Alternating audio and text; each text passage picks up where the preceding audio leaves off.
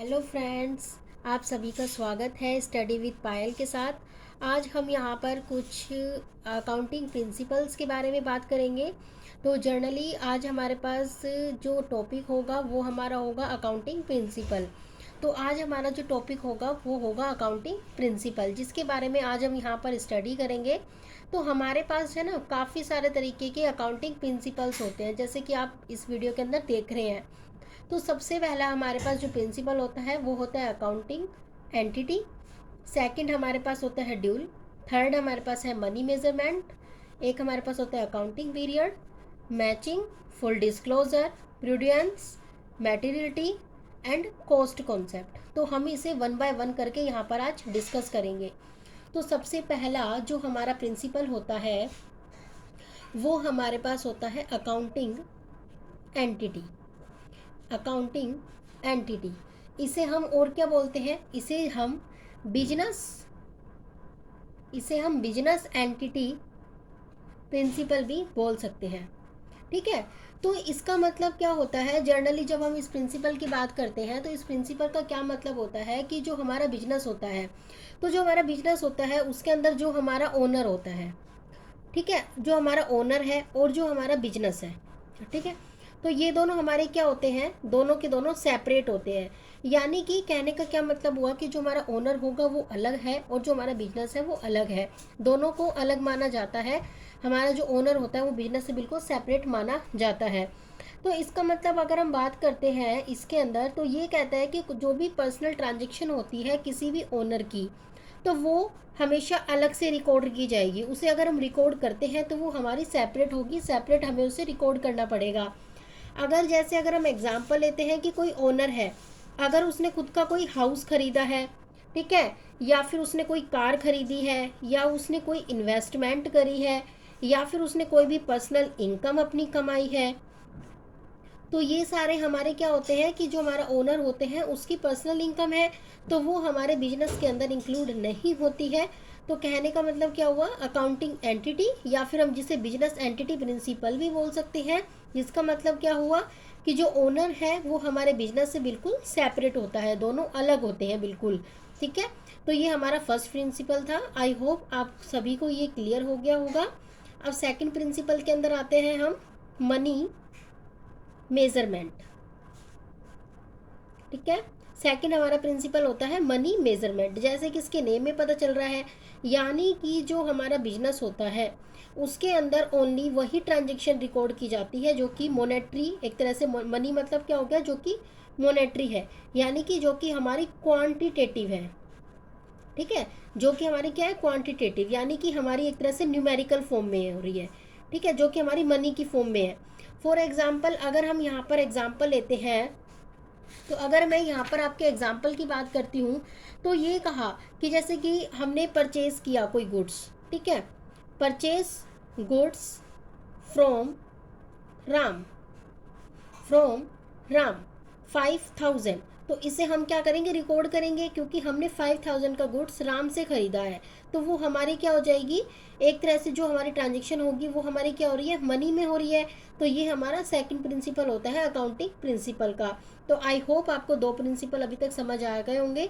एक था accounting entity, जिसे बिजनेस एंटिटी प्रिंसिपल भी कहा जाता है, जिसके अंदर ये था कि जो ओनर होता है वो बिजनेस से बिल्कुल सेपरेट होता है। एंड जो सेकंड प्रिंसिपल होता है वो होता है मनी मेजरमेंट। मनी मेजरमेंट का मतलब क्या होता है? एक तरह से जो भी हमारी मॉनेटरी ट्रांजेक्शन होती है ओनली बिजनेस के अंदर वही रिकॉर्ड की जाती है, उसके अलावा और कोई ट्रांजेक्शन होती है वो रिकॉर्ड नहीं की जाती। फॉर एग्जाम्पल अगर हमने किसी मैनेजर को अपॉइंट किया, या हमारा कोई एम्प्लॉय छोड़ के चला गया हमारे बिजनेस को, तो उसे हम रिकॉर्ड नहीं करेंगे।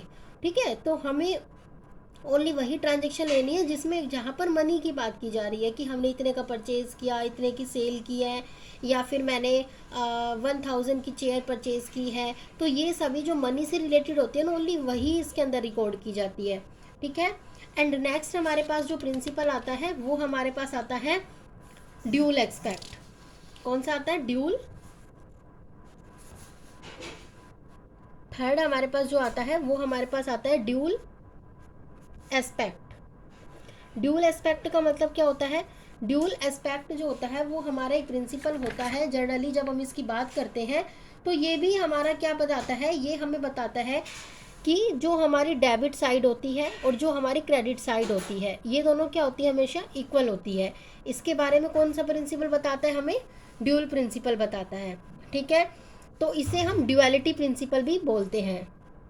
क्या बोलते हैं, ड्युअलिटी प्रिंसिपल भी जिसे कहा जाता है, इसका फर्दर नेम होता है ये दूसरा। अभी हमें हमारे पास एक फॉर्मूला होता है, क्या, असेट्स इज इक्वल्स टू में लायबिलिटी प्लस में कैपिटल। तो ये हमारा एक फॉर्मूला होता है। इससे हमें क्या पता चल रहा है कि जो भी हमारी लायबिलिटी होगी और जो भी हमारी कैपिटल होगी, जब इन दोनों का सम किया जाएगा तो ये जो दोनों होंगे वो हमारी असेट्स के इक्वल आते हैं। फॉर एग्जाम्पल, अगर कोई भी किसी ने अपने बिजनेस के अंदर पैसे को इन्वेस्ट किया, 1 लाख रुपीज़ उसने इन्वेस्ट करे हैं, तो इससे क्या होगा, अगर मैंने एग्जाम्पल लिया, फॉर एग्जाम्पल मैंने कहा कि Mohan started business with rupees 1 lakh, मैंने कहा 1 लाख रुपए से उसने अपने बिजनेस को स्टार्ट किया है। तो इसमें मैंने क्या कहा, अभी आपको एक फॉर्मूला बताया था मैंने कि जो असेट्स होता है वो हमेशा लायबिलिटी प्लस में कैपिटल इसके इक्वल होता है। तो हमारी असेट्स कितने से इंक्रीज हुई, 1 लाख से।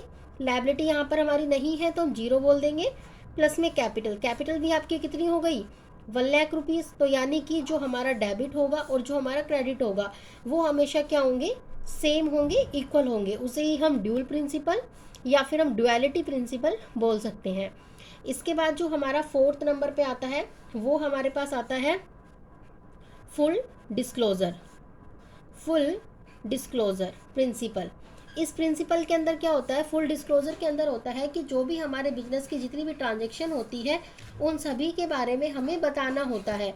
ठीक है, तो यानी कि हमें एक तरह से क्या करना पड़ता है, जो भी हमारी फाइनेंशियल स्टेटमेंट होती है वो हमारी कंप्लीट होनी चाहिए, एडिक्वेंट होनी चाहिए और फेयर डिस्क्लोजर करे सभी इंफॉर्मेशन का जो कि हमारे यूज़र्स के लिए रिलीवेंट होती है। अब आप बात कहोगे कि यूज़र्स कौन होंगे उस इंफॉर्मेशन के, तो उसके जो हमारे यूज़र्स होंगे वो हमारे होंगे इन्वेस्टर्स, उसके अलावा हम बोल सकते हैं लैंडर्स जो हमें पैसे दे रहे हैं, या हम बोल सकते हैं क्रेडिटर्स, या हम बोल सकते हैं गवर्नमेंट, या हम बोल सकते हैं रिसर्चर। ठीक है, तो ये हमारी कुछ एक पार्टीज़ होती हैं जिसके लिए इंफॉर्मेशन की ज़रूरत होती है, तो हमें उन्हें सारी इंफॉर्मेशन प्रोवाइड करवानी पड़ती है। तो अब हमारे पास बात आती है कि जो फुल डिस्क्लोज़र होती है तो इसके अंदर हमें क्या करना पड़ता है, प्रॉपर डिस्क्लोज़र करना पड़ता है जो भी मटेरियल इंफॉर्मेशन होती है कंपनीज एक्ट 2013 के अकॉर्डिंग। तो हमारे पास ऐसी बहुत सारी इंफॉर्मेशन होती है वो हमें प्रोवाइड करनी पड़ती है। लाइक हमारे पास कैश फ्लो स्टेटमेंट हो गया, जो कि cash flow statement, cash flow statement जो कि हमारी अकाउंटिंग स्टैंडर्ड 3 में आती है। या हम बात करते हैं नोट्स टू सेगमेंट रिपोर्ट। ठीक है, सेगमेंट रिपोर्टिंग जो कि हमारी अकाउंटिंग स्टैंडर्ड 17 के अंदर आती है। या फिर हमारी नोट्स टू अकाउंटिंग पॉलिसीज़ हमारी हो सकती है। या हम बोल सकते हैं कि फॉर्मेट ऑफ फाइनेंशियल स्टेटमेंट जो कि हमारी सेक्शन 129 या हम बोल सकते हैं शेड्यूल 3 पार्ट 1 एंड 2 के अंदर आती है। इसके अलावा हम बोल सकते हैं कुछ एक हमारी रिपोर्ट होती है जो कि बाय बोर्ड ऑफ डायरेक्टर के द्वारा होती है, जो कि हमारी सेक्शन 134 के अंदर आती है। तो ये कुछ एक इन्फॉर्मेशंस हैं जो कि हम इसके अंदर लेके चल रही हैं, जो कि हमारी किसके अंदर आती है, फुल डिस्क्लोजर के अंदर आती है। एंड इसके अलावा जब हम नेक्स्ट की बात करते हैं तो नेक्स्ट पॉइंट हमारा क्या है, नेक्स्ट पॉइंट है हमारा 5th। तो यहाँ पर हम बात करते हैं कॉस्ट कॉन्सेप्ट की। किसकी, कॉस्ट कॉन्सेप्ट। कॉस्ट कॉन्सेप्ट को हम हिस्टोरिकल कॉस्ट भी बोलते हैं, यानी कि जब भी हम कोई भी असेट्स खरीद रहे होते हैं तो उस एसेट्स की जब हमने उसे परचेज किया है तो उस वक्त जो उसकी वैल्यू होती है उसी को हम रिकॉर्ड कर रहे हैं। ठीक है। तो फॉर एग्जांपल अगर हमने कोई भी मशीनरी खरीदी है, अगर वो मशीनरी हमने खरीदी है 1 लाख रुपीज़ की, उसकी इंस्टॉलेशन में 20,000 हमने अलग से खर्च किए हैं। ठीक है। तो टोटल अमाउंट कितना हो गया हमारा 1,20,000। तो उसी पर हम उसको रिकॉर्ड कर रहे हैं, तो उसे हम कहते हैं कॉस्ट कॉन्सेप्ट, या फिर इसको फर्दर हम बोल सकते हैं हिस्टोरिकल कॉन्सेप्ट। आई होप आपको ये 5 प्रिंसिपल्स जो अभी तक मैंने बताए हैं वो आपको क्लियर हो गए होंगे। एंड नेक्स्ट प्रिंसिपल पे अब हम आते हैं। ठीक है। तो नेक्स्ट प्रिंसिपल हमारा होता है कंजर्वेटिज्म। कंजर्वेटिज्म। तो कंजर्वेटिज्म प्रिंसिपल जो हमारा होता है वो प्रिंसिपल क्या कहता है, इसको हिंदी में बोलते हैं रूढ़िवादिता। रूढ़िवादिता। इसके अंदर क्या होता है कि अगर हम क्या करते हैं, जो भी लॉसेस होते हैं उसे हम फर्स्टली क्या कर लेते हैं, रिकॉर्ड कर लेते हैं। बट हमारे जो भी प्रॉफिट होते हैं उनको हम इमेज मतलब कि लेके नहीं चलते, हम ओनली किसको कंसीडर करके चलते हैं, लॉस। ठीक है। तो हम ओनली लॉस को कंसीडर करते हैं, प्रॉफिट को यहाँ पर कंसीडर नहीं किया जाता है। तो उसे हम क्या कहते हैं, उसे हम कंजर्वेटिज्म प्रिंसिपल कहते हैं। अब ये कहता है कि जो ये प्रिंसिपल होता है ये कुछ एक सर्कमस्टेंसेस होता है, सर्कमस्टेंसेस होती है जिसके अंदर इसे यूज़ किया जाता है। सबसे पहली अगर हम इसके सर्कमस्टेंसेस की बात करते हैं तो जो हमारी इसकी सर्कमस्टेंसेस होती है वो अगर हम बात करते हैं तो सबसे पहले जो सर्कमस्टेंसेस होती है वो हमारी होती है valuation of closing stock. CS का मतलब यहाँ पर क्लोजिंग स्टॉक है, यानी कि जब हम क्लोजिंग स्टॉक को वैल्यूएशन कर रहे हैं किस पर, एट कॉस्ट और मार्केट प्राइस। MP यहाँ पर मतलब मार्केट प्राइस है, विच एवर इज लेस। ठीक है। तो यानी कि हम वैल्यूएशन करते हैं क्लोजिंग स्टॉक का एट कॉस्ट, या फिर हम मार्केट प्राइस लेते हैं, जो भी इन दोनों में से कम होता है वो लिया जाता है। एंड सेकंड हमारे पास हम ले सकते हैं कि creation of provision for doubtful डेब्ट। ठीक है। उसके अलावा हम बोल सकते हैं क्रिएट करते हैं, यानी कि क्या चीज़, creation of provision for discount on debtor. यानी कि जब हम डेटर को कोई भी डिस्काउंट दे रहे हैं तो उसके लिए हमने कोई प्रोविज़न बनाया, जैसे कि हम डेप्रिसिएशन के लिए बनाते हैं। ठीक है, प्रोविज़न बनाते हैं। अब नेक्स्ट जो हमारा पॉइंट आता है, अभी तक हमने यहाँ पर 6 पॉइंट डिस्कस किए हैं। अब जो हमारा 7th पॉइंट आता है उसके अंदर हम क्या कहते हैं कि जो हमारा मैटीरियलिटी होता है। ठीक है। इसके अंदर मैटीरियलिटी जो है वो भी हमारा एक अकाउंटिंग प्रिंसिपल होता है। इस अकाउंटिंग प्रिंसिपल के अंदर हम क्या कहते हैं कि जो चीज़ें हमारे लिए नेसेसरी होंगी, यानी कि जो चीज़ें ज़रूरी होती है, ओनली उन्हीं ट्रांजेक्शन को हम क्या करेंगे, रिकॉर्ड करेंगे। यानी कि फालतू की चीज़ों को रिकॉर्ड नहीं करना है, जिस चीज़ की ओनली हमें ज़रूरत है ओनली उसी चीज़ को हमें रिकॉर्ड करना है, जो कि हमारे बिजनेस के अंदर हमारे लिए काम आएगी, या हमें लगता है कि हाँ भाई ये हमारे काम फ्यूचर में आ सकती है, तो ओनली उसी को रिकॉर्ड करना, हमें उन्हीं इन्फॉर्मेशन को बस रिकॉर्ड करना है। ठीक है। तो ये हमारी कौन सी प्रिंसिपल होता है, मैटेरियलिटी प्रिंसिपल होता है। इसके अलावा जो हमारा नेक्स्ट प्रिंसिपल होता है वो हमारा आता है accounting period. Accounting period. Accounting period principle generally क्या कहता है, ये हमें ये बताता है कि जनरली जो हमारा एक बिजनेस होता है, ठीक है, तो हमारा जो बिजनेस होता है हमें पता है कि वो 1 अप्रैल को स्टार्ट होता है और उसकी जो एंडिंग होती है वो हमेशा जो रिपोर्ट्स वगैरह बनती है या जो फाइनेंशियल स्टेटमेंट बनती है वो हमेशा 31 मार्च को बनती है। तो यानी कि ये हमारे एक अकाउंटिंग का एक पीरियड होता है। इसके अंदर हमें पता चलता है कि कितना प्रॉफिट या कितना लॉस हमारा बिजनेस कमा रहा है। बट जो हमारा बिजनेस होता है जब वो पूरी तरह से लिक्विडेट होता है तभी हमें उसकी एक्चुअल पोजीशन पता चलती है। बट इतना तो कोई वेट नहीं करेगा ना, तो इसलिए हर साल मतलब एक तरह से हम बोल सकते हैं कि 31 मार्च को एक तरह से हमारा जो बिजनेस होता है ना उसकी क्लोजिंग डेट होती है। तो इसलिए यहाँ पर ये जो हमारा होता है ना, ये एक तरह का हमारा अकाउंटिंग पीरियड होता है। तो ये भी हमारा क्या होता है, एक प्रिंसिपल होता है। किसका प्रिंसिपल है, ये अकाउंटिंग प्रिंसिपल होता है। ठीक है। उसके बाद जो हमारा सबसे लास्ट हम पढ़ते हैं वो हमारा आता है मैचिंग प्रिंसिपल।